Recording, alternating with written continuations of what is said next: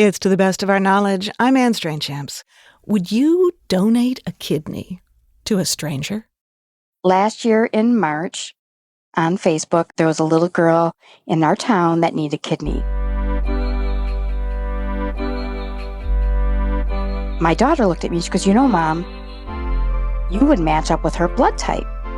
So I called the hospital where she was working through, and that's how the process started. This is Missy McKenna. I had to go through all these blood tests and all these tests and everything.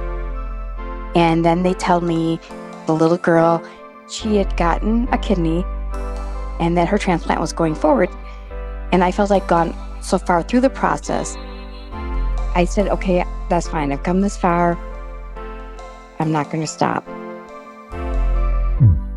And that's how Missy McKenna decided to give away a kidney to a stranger.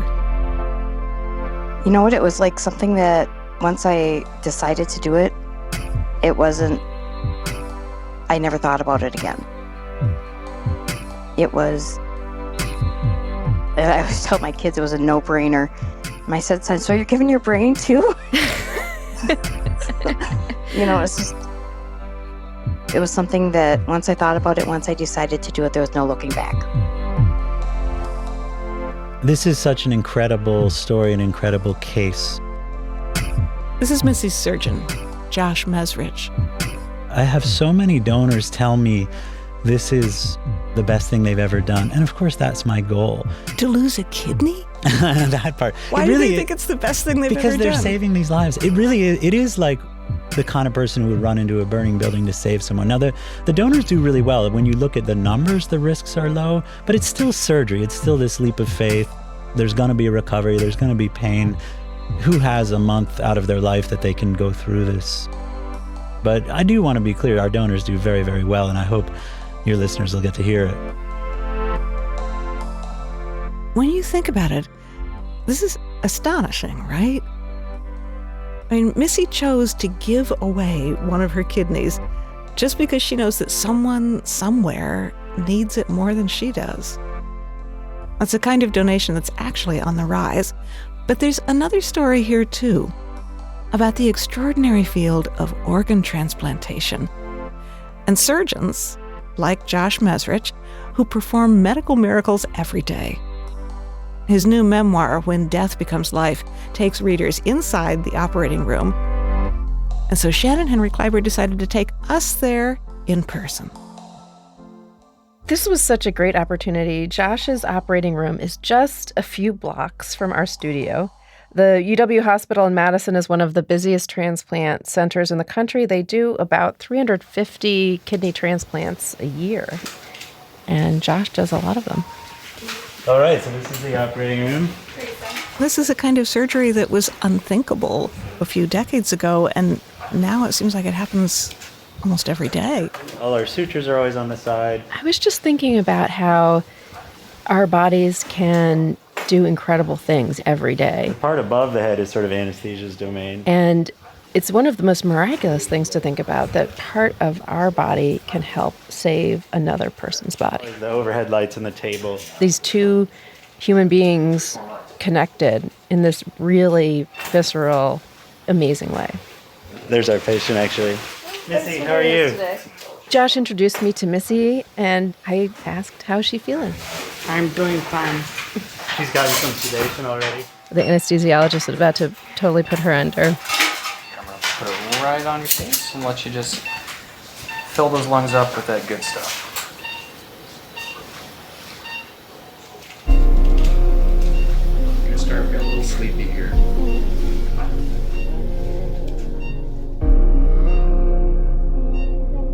When I started medical school, I really didn't know what I wanted to go into. On the first day of our surgery rotation, we had a really busy day. I was scrubbed in on a bowel obstruction, and I realized I hadn't eaten or drank anything all day because I was so nervous. And I distinctly remember just watching the bowels sloshing around and feeling like I was going to pass out and hanging on to the patient.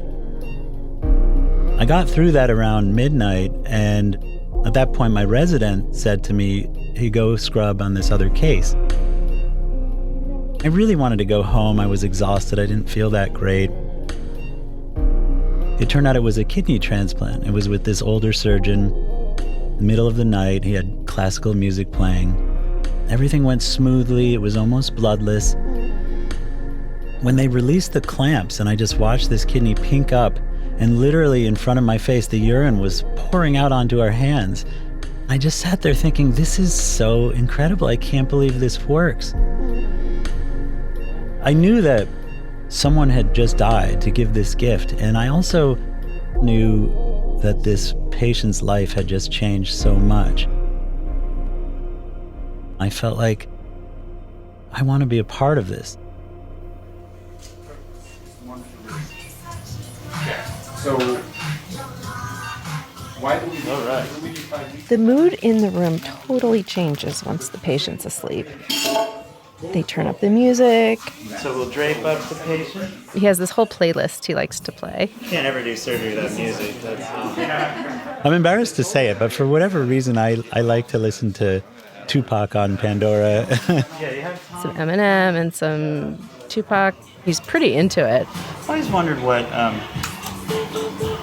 like if Slim Shady knew we were playing his music in the OR, what he would say about that. You think he would like that? I do a lot of long surgeries and a lot of them overnight, and you need something with energy that is going to keep you awake. For me, classical music, as much as I love it, is probably not going to give me the energy I need. You know, they know they play it like in football games and stuff, but this is good. Josh talks pretty much nonstop. There are jokes, there's chatter. I should say there was a stretch of time where I did all my cases with an English accent. It was quite clever, really.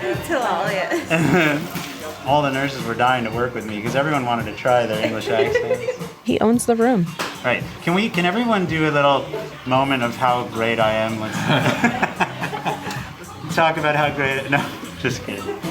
I hand-selected this team of people that all like me. You know, we feel like a family in there. Hello, mates. How's it going? It is almost like a performance in a lot of ways. Just gotta be lower, yeah. I do think to be a surgeon, you have to kind of want to be the person who wants the ball. You want to take the ball and be the one that's responsible for it. I always think about those golfers who will talk about their round and they remember like every shot, what the wind was, why they used the club. And I feel that way about operations. It's like a sport in so many ways. You have to develop muscle memory. You have to practice to perfect it. You have to work in a team. And you actually can replay the case in your mind. I actually once was sitting in my office replaying, and I suddenly remembered I didn't tie one end of a duct on this complicated case. I was sitting in my office just replaying. I was like, oh my God. And I actually had to run down and take the guy back to the operating room. Is it messy?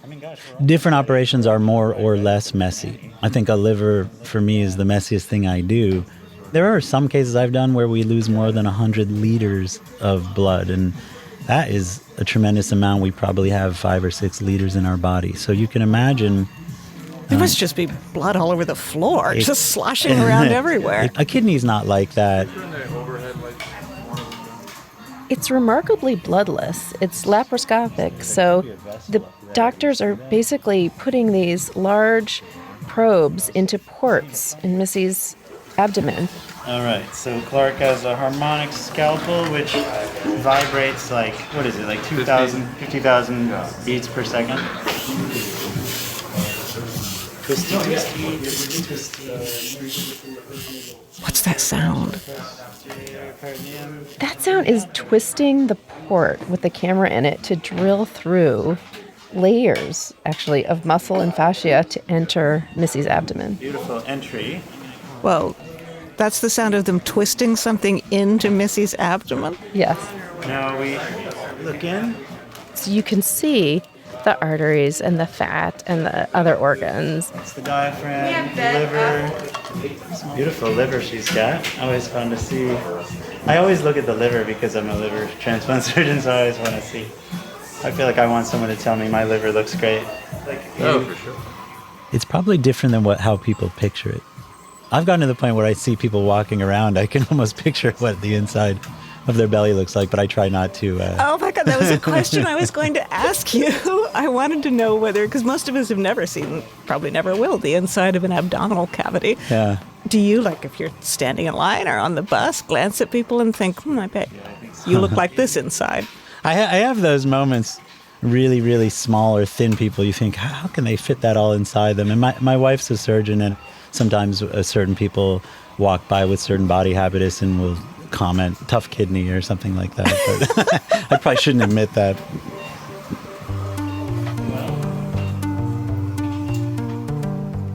Once a surgery starts, it really is this puzzle. You're really focused on doing the case.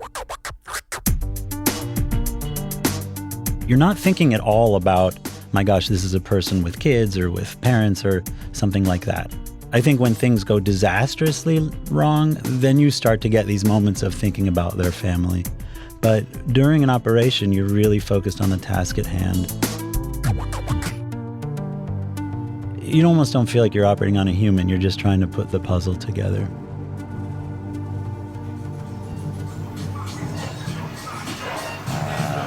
But we're still looking for ureter. Maybe down there. Or is that? Yeah, there it is. So you see how the ureter's moving? It looks like some sort of sea creature, doesn't it? That's it, man. Oh, look at that guy. What a beautiful ureter. Isn't she beautiful?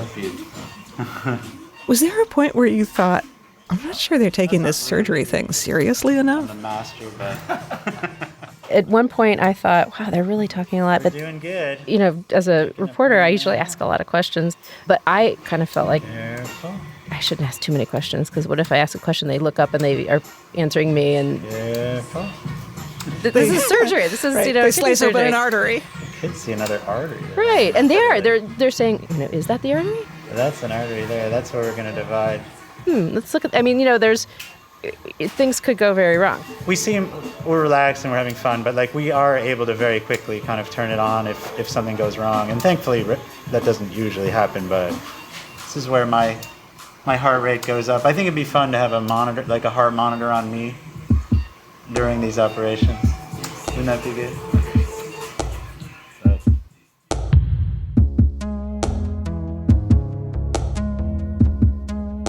The thing that seems so distinctive about transplant surgery, it's literally at the intersection of life and death.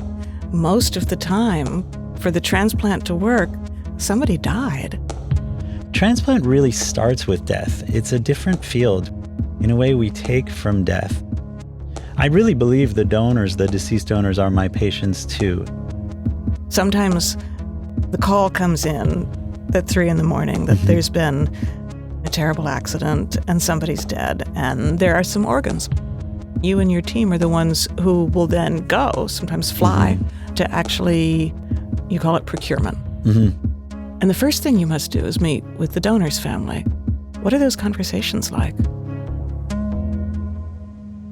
When I first went on my first procurement, I was really nervous to meet the family because I thought, gosh, were these vultures coming in to take their loved ones' organs away, and it'll be the last memory they have, and maybe this will be too hard for them.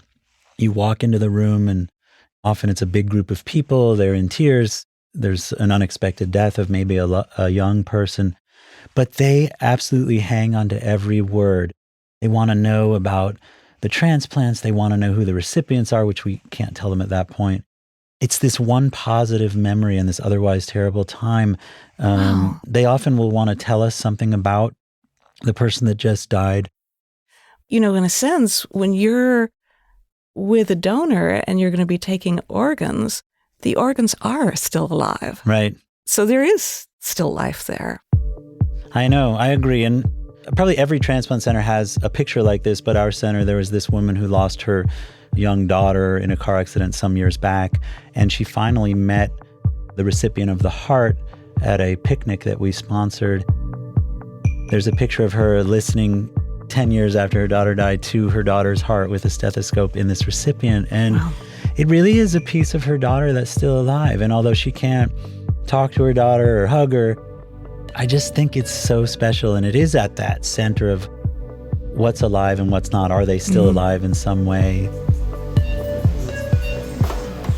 Now hold that thought, because Missy's kidney is about to begin its life-saving journey. Okay, we got a plane to catch. The kidney has a plane to catch.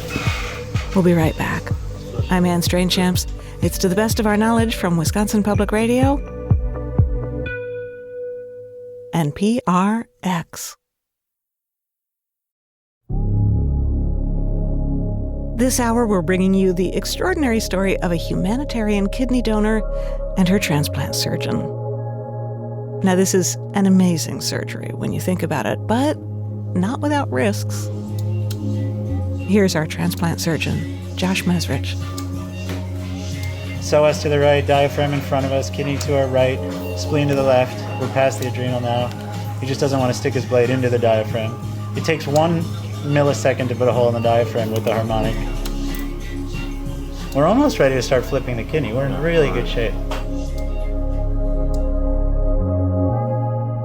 You remember the failures more than the successes. Yeah. How come? I think managing the problems, managing the complications is absolutely the hardest thing for a surgeon, and we spend all our time thinking about that. I think every surgeon has to have this proverbial box. And in this box, you can kind of put your complications and you can keep them there. You need to be able to close that box so you can go home and be with your family, be with your kids, be in the moment and not just be constantly agonizing. But you also need to be able to open that box and own that complication, be with the patient, see them every day and say, we're going to get through this. It was my fault, or maybe it wasn't my fault, but I'm sorry this happened. I know surgeons who can't open the box and become these cowboys and never think it's their fault. I know surgeons who can't close the box and they're almost paralyzed.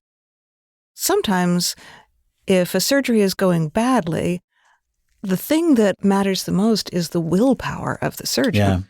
Yeah. Not necessarily the technical skill, just the guts. I write about this one case, Tito, which is this incredible story because I really almost lost my will during this surgery. It went on for hours. Things had gone wrong. We had lost a ton of blood. What was so hard about this one? When we started to reperfuse the liver, releasing the clamps, the spot where we had sewn the liver onto the vena cava, where it drains out the blood, fell apart. And the more we tried to get control of it, the more it tore, to the point that it was just exsanguinating. And we could barely control it by, holding it with our hands, and kind of hit the point where I was like, we should just stop. And I went down to talk to his daughter, Arinda.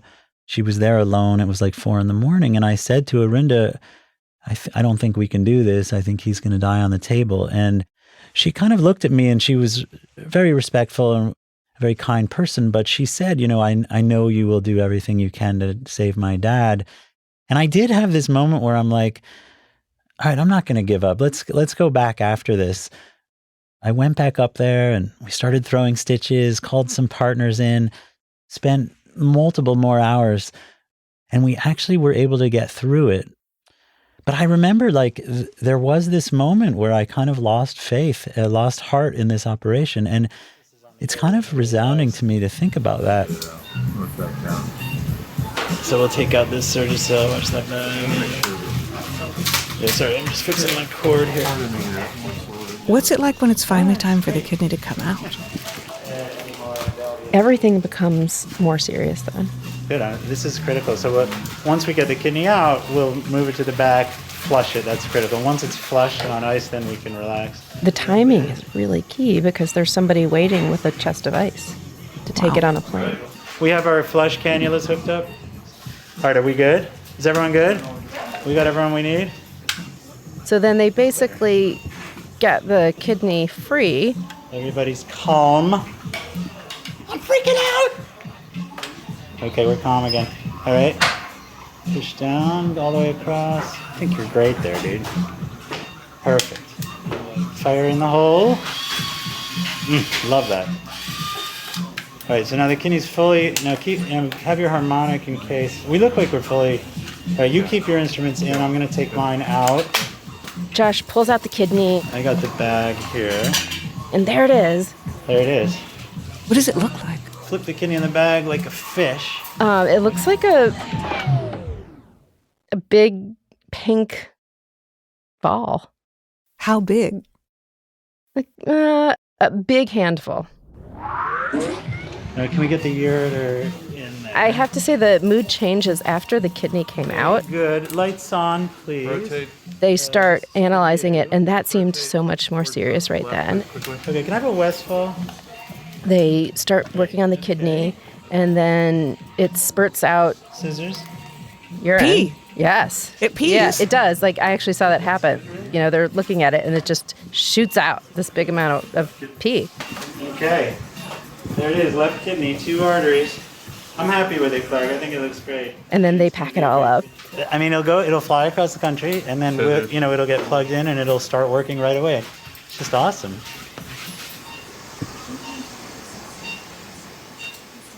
There must be a moment of wonder. Does that ever hit you in the operating room, or is that like later at 4 a.m. when you're lying awake thinking back over your day? No, it hits me every time, I think. The wonder that we can even do this, the wonder that you sew an organ in and it just starts working right in front of your face. The liver starts making bile, the kidney starts peeing, the heart starts beating, the lung starts breathing. Those things are all amazing. But part of what's so great about this story, when we get a donor like this young lady who is donating just into the pool, we can actually do something called a chain. She will donate her kidney. It will fly somewhere else in the country. Then that patient's donor will have a kidney go on a plane to somewhere else. These chains can crisscross the country over a period of months. I think the biggest chain was more than 30 pairs, 60 people involved, multiple transplant centers. I was at a talk through the NKR, and this young woman who had started a chain was up there, and she said, you know, you doctors in the audience, you guys save lives all the time, which I don't think that's necessarily true, but that's what she said. And she said, someone like me, I don't really have the opportunity to do that. And I went through this operation and I saved all these people, and it will be the best thing I've ever done for the rest of my life. Wow. It's this beautiful thing that people do.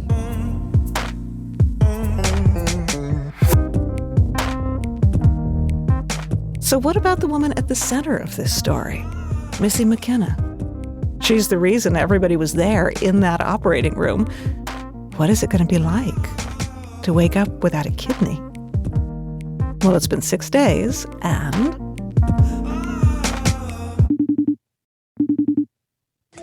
Missy? Yeah. Hi, it's Shannon. How are you? Hi, thanks so much for doing this today. It's amazing to me. The last time we met, you were in the operating room and you were getting ready for surgery. Yeah. How do you feel? I feel awesome. I'm just kind of really, really tired, and I'm not up to myself, but I'm tired out. But other than that, I would never know I had surgery. What's different about what you expected? Well, like everybody talked about all the pain. I'm not in any pain. And somebody told me that after you donate, you kind of feel like at a loss because it's done and over with.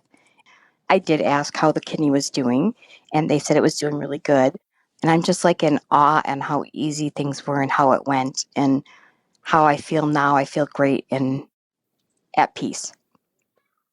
You saved someone's life. Well, I guess until I hear that said like that, I didn't even think about it. That's amazing. I always want to help people. So I'm glad that I could save somebody's life. Wow. What is it like to think about part of your body being part of someone else's body right now? I have to laugh because my daughter came to me as I was getting ready to go down to Madison for my surgery. And she said, Mom, I came to say goodbye. I'll see you. And I'm like, oh, thank you. And she goes, no, I was saying goodbye to your kidney. I guess being a part of somebody else, I don't even think about it. I just hope that their life is more enjoyable. Would you want to meet the person? Yes, I would. And I don't know why. I mean, I do if they want to meet me. If they want to meet me. If I don't want them to feel that they ever have to meet me. My kids want to. they want to meet the person that has a part of me, is what they told me. Oh, that's so cool. Mm-hmm. Yeah, you've got to feel some kind of closeness there. Yeah. Wow. Do you, you're resting a little more, and is there some kind of activity you'll get back to? I bowl, and I have lots of kids in my house. I do foster care. So I just look to getting back to doing some of the things that I do with them, like going outside and jumping on the trampoline and stuff like that. Oh, that sounds like fun. So do you have a bowling night? Yeah, I bowl on Wednesday nights. I bet your bowling team is excited to have you back. Yeah, they will be. That's great. It's an incredible story. Thank you so much, Missy. Uh-huh. What you've done is amazing and incredible. Thank you. Bye-bye. Bye.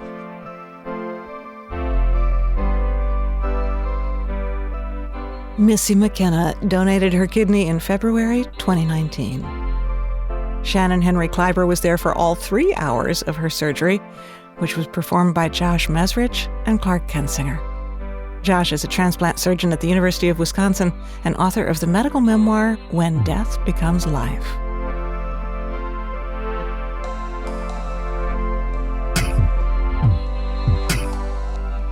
You've probably figured out by now that our theme this hour is the wonder of the human body. Something it's all too easy to forget in the hustle of daily life. Until something goes wrong.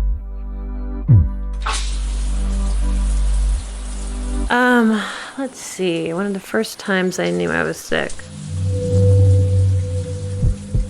Probably just when I was in my early teens and I fainted after a shower. That bathroom that we had in that house was extremely moldy. Visible black mold everywhere. And so every time I showered, it was like a mold sauna. So when that happened and I fully passed out, that was, at that point, I had a sense of my own fragility.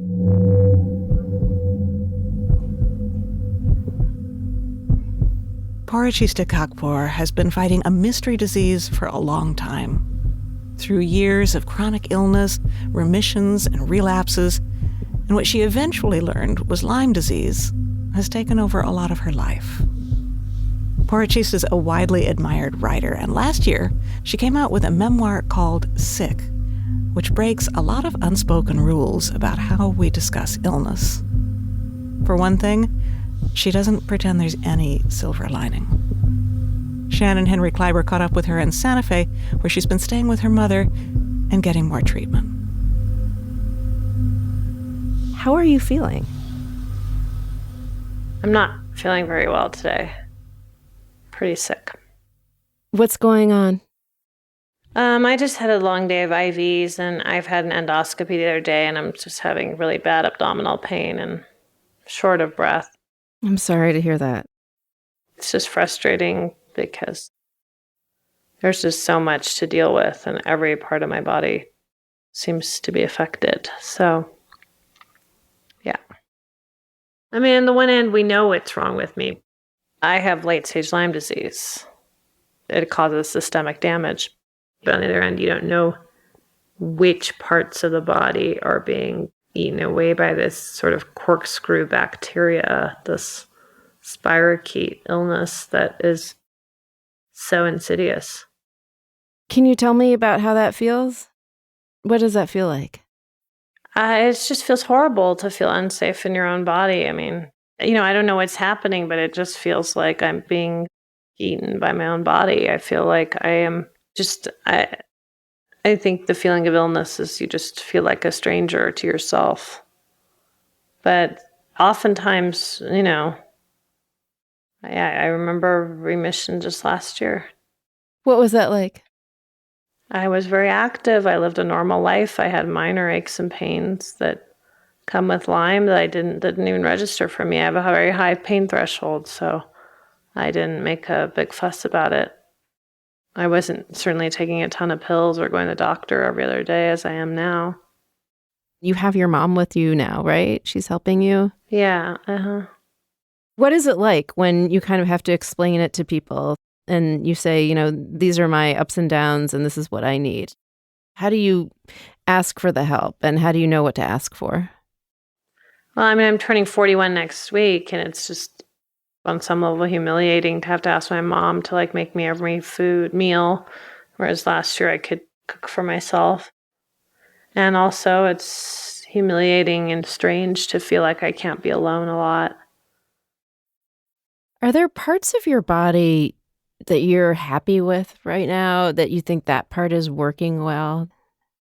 This is the problem with our culture. There's parts of my body. If you look at me right now, you'd think, oh, she's this like thin, probably in shape person. I'm rewarded constantly for being extremely thin. I fit into clothes I wore in middle school right now. That's not normal.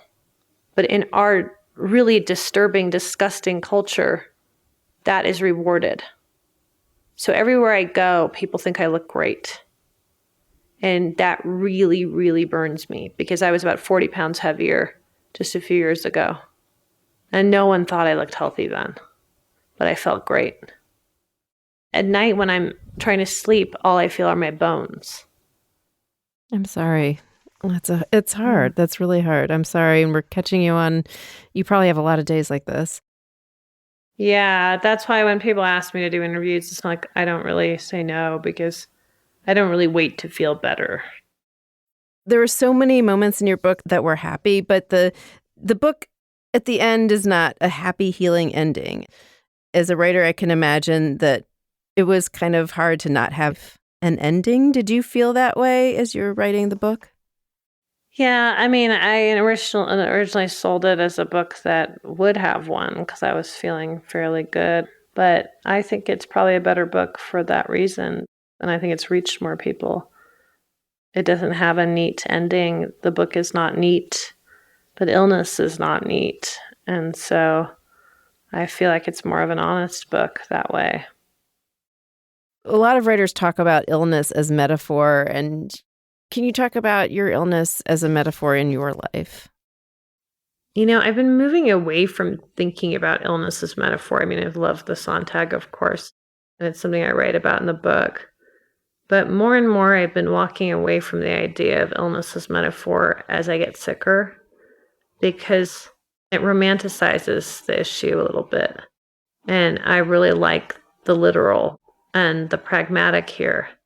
When we talk about illness as metaphor, it creates a distance between us and science and the doctors.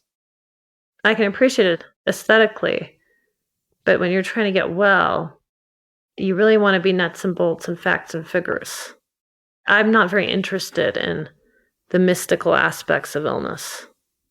Nothing speaks to me more than when I look at a blood work and I see numbers there. More and more, I step away from the metaphoric and the figurative and the aesthetic, and I go in this other direction that has nothing to do with my art. And I almost think it's a disadvantage when doctors hear I'm a writer, I don't want them to really think about that. You want it to be real and scientific and see the numbers. I think that art can save in a certain way. It can enliven and bring joy to people, sure. But at the end of the day, if someone is starving on the street or they're losing half the blood in their body, art can't save them. And I do think science and technology actually can. And, the artist in me is surprised to hear myself even say that. But I'm at a point where I can't afford the other side of it. I need my doctors to be excellent scientists, excellent detectives of the body, and to really know what's going on. Well, there's got to be something that you're trusting in your body. As much as your body has not worked for you in some ways, you're trusting part of it in some way too. Trusting. Yeah, I mean, I don't know. I don't know if I'm trusting my body. I'm trying to. Or hoping. I don't have a choice, though. I don't think hope is something people can choose. I think everybody who's waking up every morning and putting on some clothes and eating has some degree of hope. Purchista, thank you so much for being with us today. We know you're tired and we want you to go rest. Thank you.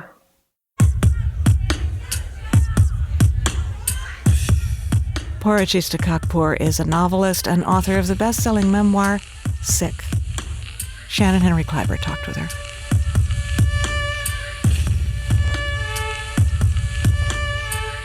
Is it possible, do you think, to find any sense of wonder in illness? Probably not when it's your body that's falling apart. But there are doctors who can find wonder in something as simple as a temperature. One of the many reasons we get a fever is that when you're unwell, there's some, if you like, alien invaders into your body that your immune system is engaged with fighting off.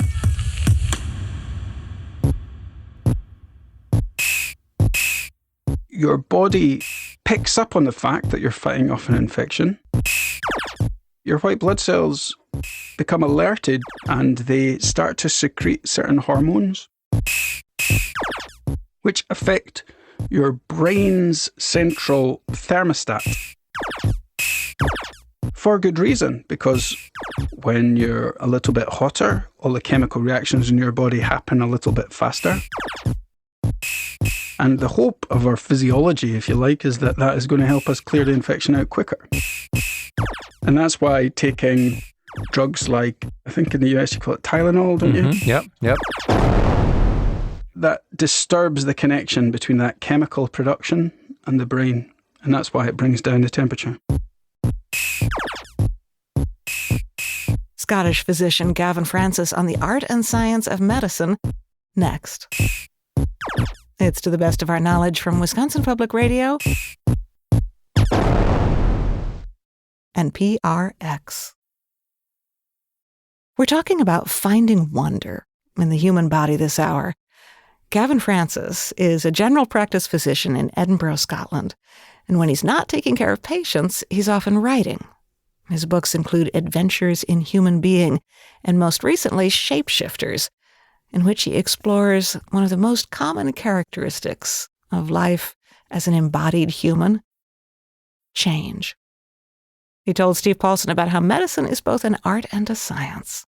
So I'm guessing that as a doctor, you see the common everyday cases and probably also some extraordinary cases as well. And I guess I'm wondering if there is anything in particular that surprises you or maybe even still amazes you about the human body.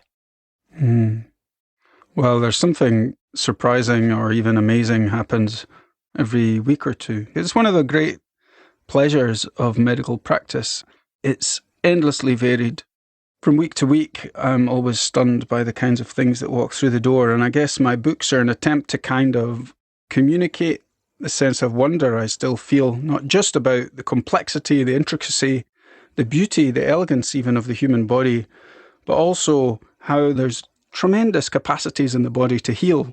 And as a physician, we're often trying to take advantages of those changes and try and help the body along. Do you find this amazing that the body just has these natural powers of regeneration, of healing?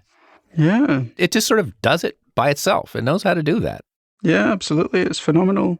And the scale of it is truly extraordinary too. You know, when you think of just the simplicity of you reacting to a viral infection. So somebody sneezes some viral infection on you, and the way your immune system can respond to that by very, very quickly recognizing if you've ever been exposed to it before, if you have been exposed to it before, very quickly managing to engage and bring online all the white blood cells that can produce the antibodies to get rid of that infection. They quickly start multiplying, they start pumping out the right antibodies, and lo and behold, you don't catch the infection.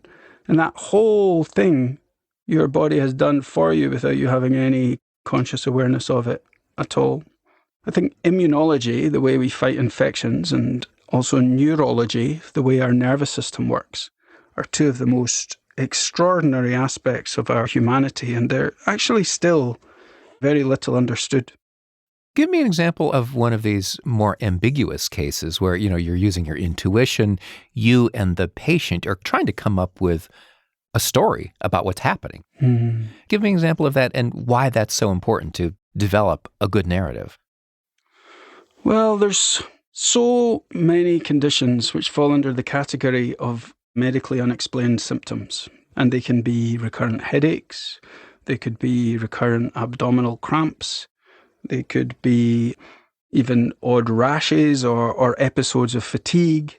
And when the doctor carries out a full history to try and find if there's any of the particularly well-known culprits for these symptoms can be found, they'd run a whole set of blood tests and imaging scans and so on, and they perhaps still can't find any cause for this fatigue or the recurrent headaches or for the recurrent abdominal cramps. Then we're into the realm of trying to understand what these symptoms really mean. When do they come on? What are the symptoms exacerbated by? How is the patient affected by these kind of symptoms? What do they hope for from treatment? Because when medical science and when modern Western medicine has drawn a blank at trying to understand where they're coming from, then we're in another realm of trying to approach them from a different perspective. And I think those kinds of symptoms are really, really very common. And then there are some other examples of sort of this interesting connection between brain and mind. For instance, there's a phenomenon that I've heard various people describe that they're experiencing a heart attack and they have this sense of dread that they're going to die. And in fact, it seems to be one of the diagnostic signals of cardiac arrest. Even if the chest pain is not so bad, they have the sense that, oh my God, the end is near. How do you explain this? That phenomenon that you're describing is still called in the medical textbooks, we call it in Latin, angor animi, or angor animi. It means anguish of the soul. And it's still used regularly on hospital wards and in emergency rooms to describe that experience that somebody has that they're imminently about to die. And we take it very, very seriously as physicians. And I think it shows that the old idea that from the chin down, our bodies are just kind of plumbing and almost going ahead like a robot, that's not true. Actually, the connection between our mind and our mental state and the rest of our body is very, very intimate. But I still don't understand how that happens. Somehow, people just know that something really dire is going to happen. What do you think is going on there? I think our perspective that the mind and the body have been so separated, that position is just wrong. So we don't fully understand all the different ways in which the body and brain are communicating. You know, it's often described that we have 5 senses, but actually we have a lot more senses than that, because there's all sorts of senses that are going on in terms of your balance, in terms of your proprioception, your understanding of where your limbs are in space. You have senses that are to do with whether your bladder is full or empty. You have senses that are to do with whether you're feeling short of breath or thirsty. There are all kinds of different senses that are going on that are far, far more than the classical 5 senses. And when you have a disturbance in some of those, this is the way in which I think we're coming to appreciate a fundamental shift like that. If you're going into a heart attack, there's changes in your blood pressure, there's changes in the feel of your pulse all over your body, and all these things we can actually sense at subconscious level. Yeah, it makes you wonder that as we use more technology in medicine, for instance, an artificial heart, would people have those same sensations? You could have an artificial heart without a pulse, right? Yeah, absolutely. And there's been a fair bit of research done into this. You know, some of the artificial hearts, they pump in a continuous, ceaseless fashion. So the blood just moves ceaselessly through the body instead of having a pulsatile flow, which is how our body is used to be. And there is a theory that in some sense our brain needs that pulse, that there's a kind of connection between that pulsatile flow of blood through our brains and our sense of well-being. So people who go on a heart-lung bypass machine for very long surgical operations, and they come round from that surgery, often describe a really profound shift in their mood, often feel very low, feel very depressed, sometimes disinhibited, almost like they've been drinking. And we don't understand why that has happened. And there is a theory that is to do with the loss of this pulsatile flow through the brain. Fascinating.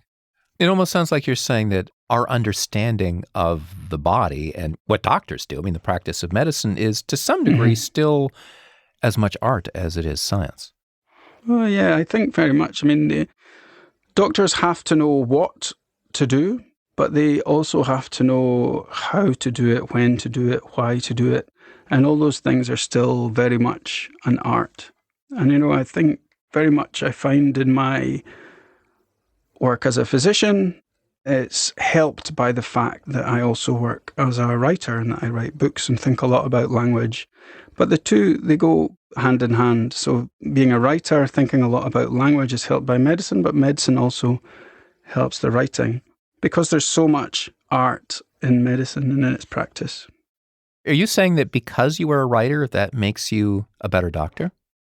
Yeah, because as a writer, I'm very interested in people's stories. I'm very interested in seeing how they position themselves in their own life story and those around them. I'm trained constantly as a writer in how to say things concisely and elegantly and quickly.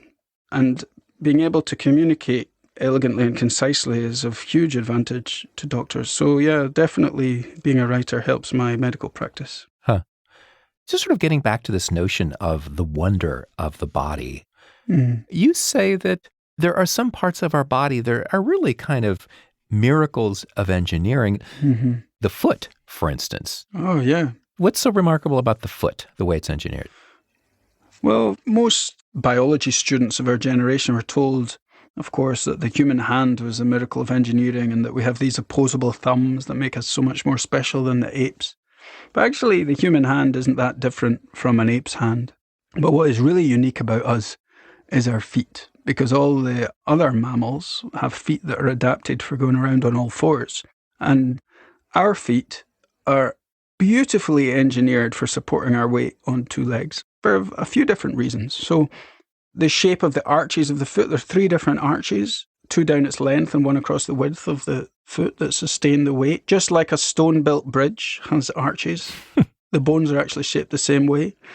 And then there are ligaments on the underside of the arches of the foot that are almost like the staples underneath a stone bridge that hold it together. And we also have special tendons that come down from the calf. They support and lift the center of the arch just the way that a suspension bridge is supported. So, yeah, there's a great deal about the human foot that I find truly miraculous. And it's such a pity that, medical students, they always leave it to last and they come into their anatomy exams and they've never studied the foot.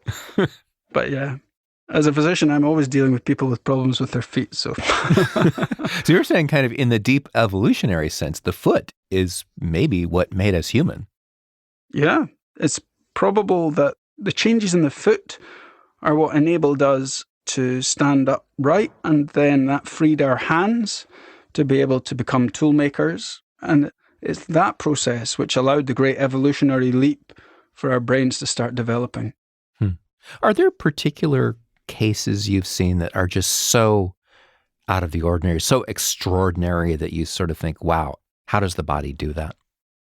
I wonder, behind your questions, I'm sometimes wondering if you're thinking of particular parts of this book that you've just read. There's one chapter in there that talks about a patient I met who had a horn growing out of the center of her forehead. That's exactly what I was wondering about. No, the body is endlessly surprising, yeah. And that is an example. Human beings can even grow horns sometimes, and then no 2 days are ever the same in clinical practice. You never know what the next patient is going to say to you. Okay, you have to explain this. How can a horn grow out of someone's forehead?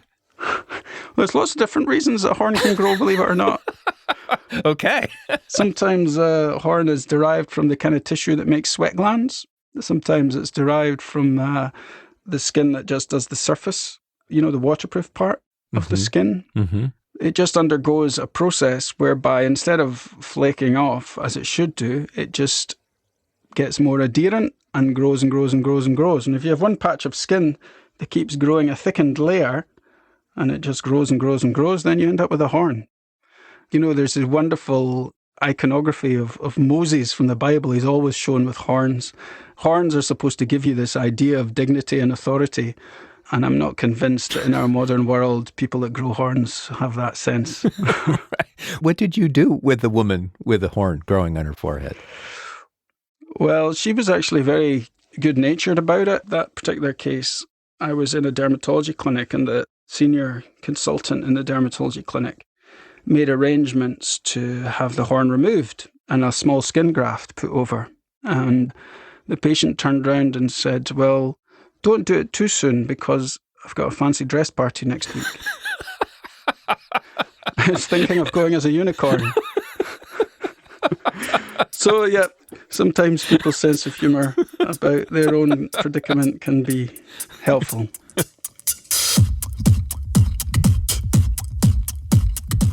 That was Steve Paulson talking with Scottish physician and writer Gavin Francis. His most recent book is called Shapeshifters. And that's it for this hour of To the Best of Our Knowledge, but there's always more online. Check out our articles and digital extras at ttbook.org. Shannon Henry Kleiber produced this hour with help from Charles Monroe Kane, Mark Rickers, and Angela Bautista. Our sound designer and technical director is Joe Hartke. Steve Paulson is our executive producer, and I'm Anne Strainchamps. See you next time.